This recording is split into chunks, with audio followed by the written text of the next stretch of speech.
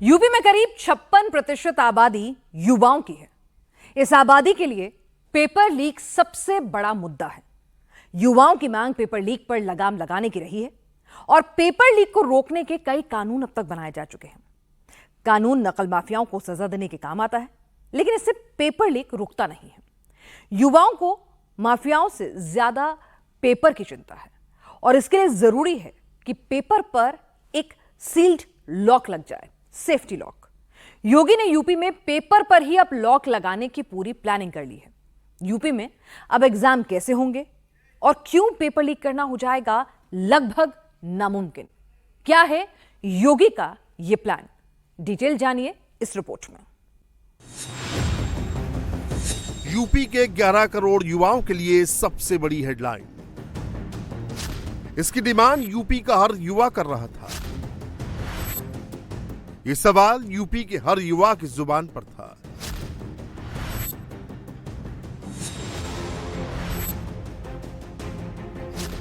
योगी ने उस मुद्दे पर अपनी फुल प्रूफ प्लानिंग कर ली है। पेपर लीक पर अपना फुल प्रूफ प्लान बना लिया है। 2019 के बाद से यूपी में दो बड़े पेपर लीक के मामले सामने आए हैं। पहला मामला साल 2021 का है, जब यूपी टीईटी का पेपर लीक हुआ। करीब 13 लाख युवाओं की मेहनत पर माफियाओं ने पानी फेर दिया। दूसरा मामला साल 2024 का है। यूपी कांस्टेबल भर्ती परीक्षा का पेपर लीक हुआ। 40 लाख युवाओं के फ्यूचर पर क्वेश्चन मार्क लग गया। लेकिन अब यूपी में युवाओं के साथ माफियाओं का खेल खत्म हो जाएगा। नकल माफिया पर लगाम लगाने के लिए योगी ने अपना ब्लूप्रिंट रेडी कर लिया है। प्रिंटिंग प्रेस से लेकर एग्जाम होने तक के पूरे प्रोसेस का योगी ने पॉइंट टू पॉइंट खाका तैयार कर लिया है। योगी की फाइल में 10 बड़े पॉइंट्स हैं। इसमें पहला पॉइंट है, रेलवे या बस स्टेशन के 10 किलोमीटर के अंदर होगा परीक्षा केंद्र। मतलब यह कि अब यूपी में परीक्षा केंद्र बस स्टैंड, रेलवे स्टेशन और कोषागार के 10 किलोमीटर में होगा। इससे क्या होगा? इससे छात्रों को भी फायदा होगा और सिस्टम को भी। सबसे पहला तो ये कि इससे छात्रों को आने जाने में परेशानी नहीं होगी। सेंटर रेलवे स्टेशन और बस अड्डे के आसपास होगा तो छात्रों को सुविधा रहेगी। दूसरा ये कि रेलवे स्टेशन हो या बस स्टैंड, ये वो इलाके हैं जहां सबसे ज्यादा हैपनिंग होती है। 24/7 यहाँ सिक्योरिटी भी होती है और सर्विलांस भी। नकल माफिया उन सेंटर्स को टारगेट करते हैं जो सेंटर शहर से बाहर होते हैं। लेकिन अब सेंटर शहर के बीचों बीच होंगे तो नकल माफियाओं को कोई चांस नहीं मिलेगा। योगी पेपर वैन का ट्रेवल टाइम कर रहे हैं, क्योंकि जितना ज्यादा ट्रेवल टाइम होता है उतना ही चांस बढ़ता है। कोषागार से गाड़ी जब निकलेगी तो उसे 10 मिनट का एरिया कवर करना होगा। इस दौरान सीसीटीवी से पूरी तरह से निगरानी भी संभव रहेगी। रूट पूरी तरह से सिक्योर होगा। दूसरा ये कि इन इलाकों में पहुंचने के कई रास्ते होते हैं। ऐसे में अगर रूट बदलने की जरूरत भी महसूस होगी तो रूट भी बदला जा सकता है। मतलब ये कि पेपर वैन से पर्चा मोबाइल से फोटो खींचकर या फिर किसी और तरीके से लीक करवाना इम्पॉसिबल हो जाएगा। अब इसे एक एग्जाम्पल से भी समझ लीजिए। एटीएम में जब कैश डिपॉजिट किए जाते हैं तो कैश ले जाने वाली गाड़ियों का रूट भी इसी तरीके से मॉनिटर किया जाता है। एक तो उनका रूट किसी को पता नहीं होता है, दूसरा इन गाड़ियों को सर्विलांस पर रखा जाता है, तीसरा इनके रूट छोटे होते हैं। आसपास की ब्रांच से ही एटीएम में कैश डिपॉजिट करवाया जाता है, लेकिन टाइमिंग और रूट टॉप सीक्रेट होता है। 2024 में जो यूपी कांस्टेबल भर्ती परीक्षा का पेपर लीक हुआ वो यूपी में नहीं हुआ था। नकल माफियाओं को पता था कि यूपी में योगी है, वहां पेपर लीक करना मुमकिन नहीं है। प्लानिंग भी यूपी से बाहर हुई थी और इसे एग्जीक्यूट भी यूपी से बाहर से ही किया गया था। यूपी का पर्चा गुजरात में लीक हुआ था। छात्रों को पर्चा यूपी से बाहर हरियाणा में रटवाया गया। इस लीक के मास्टरमाइंड भी यूपी से बाहर वाले पेपर माफिया थे। 4 महीने की जांच के बाद यूपी एसटीएफ ने 900 पन्नों की चार्जशीट दाखिल की है। पुलिस की इस चार्जशीट में 18 आरोपियों के नाम हैं। एसटीएफ की रिपोर्ट के बाद एजुटेस्ट कंपनी को ब्लैकलिस्ट कर दिया गया। मतलब ये कि पेपर लीक का एक ही लूपहोल था। योगी ने इस लूपहोल को भी सील करने का प्लान रेडी कर लिया है। प्रिंटिंग प्रेस के चयन में पूरी तरह से गोपनीयता बरती जाएगी। प्रेस में आने जाने वाले हर शख्स की जांच की जाएगी। जो भी प्रेस में जाएगा उसके पास कंपनी का आईडी कार्ड होना अनिवार्य होगा। किसी भी बाहरी व्यक्ति को प्रेस में जाने की इजाजत नहीं होगी।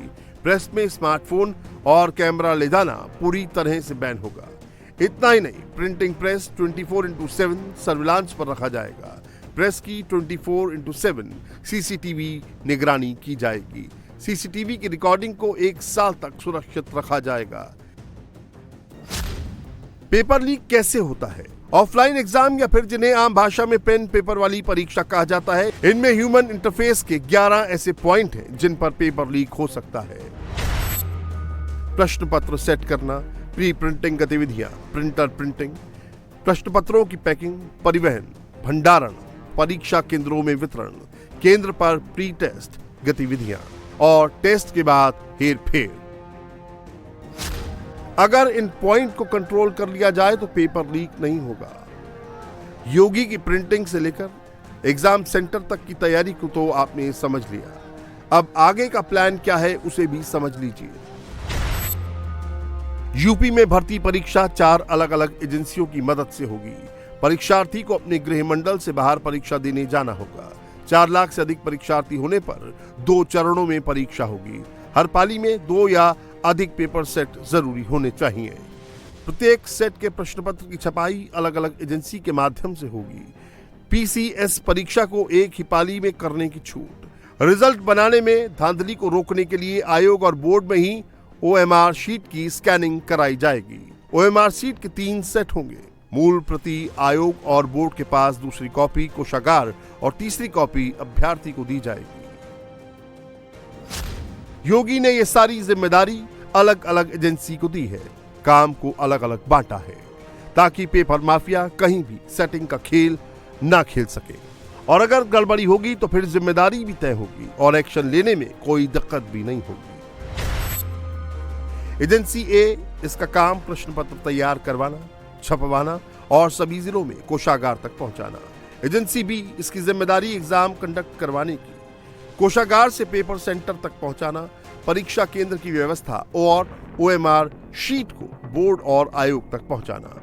एजेंसी सी, परीक्षा केंद्र पर सुरक्षा व्यवस्था की जिम्मेदारी होगी। इसमें free scanning, biometric capture, CCTV से निगरानी और कंट्रोल रूम की व्यवस्था करना होगा।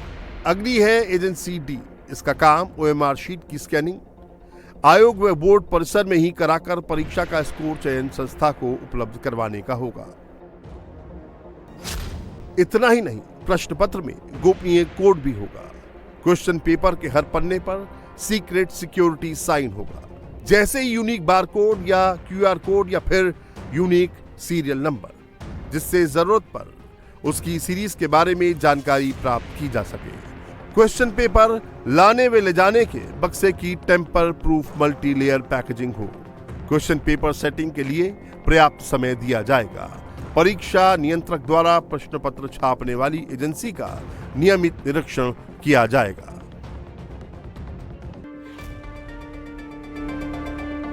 योगी ने इस बार पेपर लीक के ह्यूमन इंटरफेस के सभी 11 पॉइंट्स पर डिटेल में काम किया है। हर जरूरी बात का ध्यान रखा है। जिन 11 पॉइंट्स को सेंटर पर रखकर योगी की ये नई रणनीति बनी है, उसके 5 पॉइंट्स एग्जाम सेंटर से जुड़े हैं।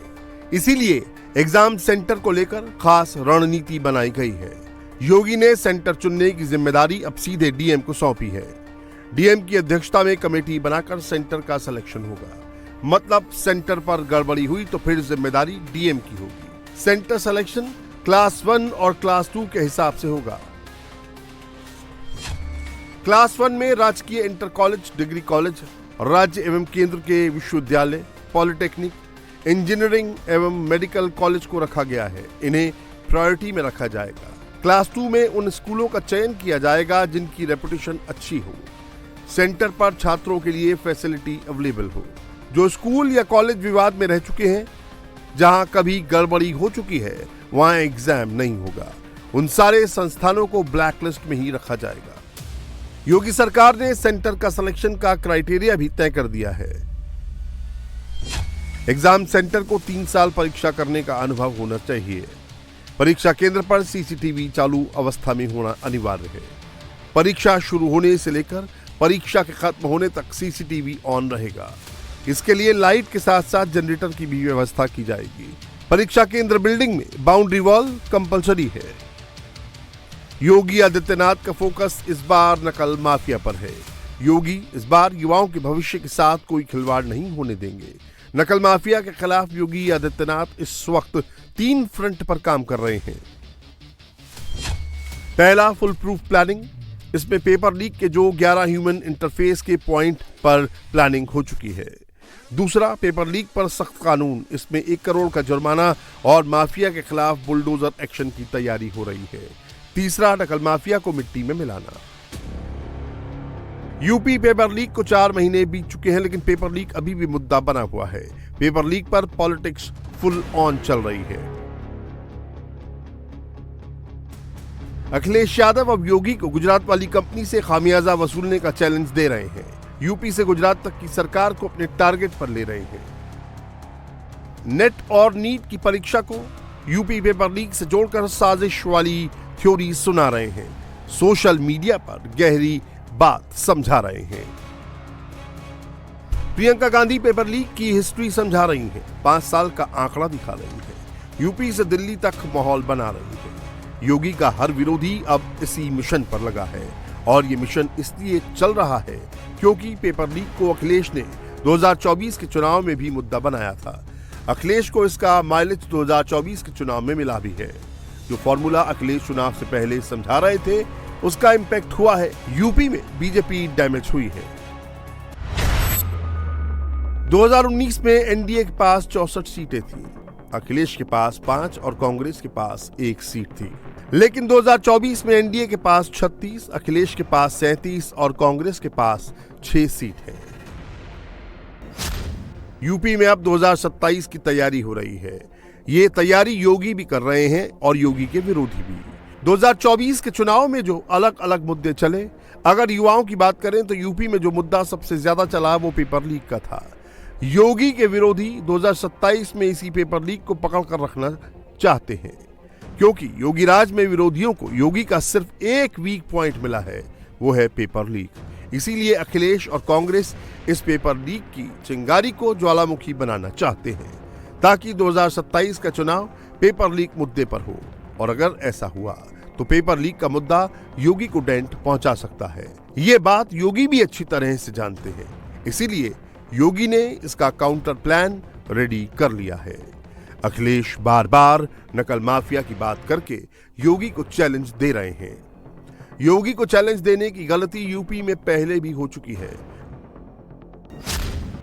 माफिया अतीक ने योगी को चैलेंज किया था। योगी ने अतीक का पूरा साम्राज्य मिट्टी में मिला दिया, पूरे यूपी से माफियाओं को साफ कर दिया। अब भी बाबा का बुलडोजर और यूपी की पुलिस माफियाओं के खिलाफ ताबड़तोड़ एक्शन ले रही है।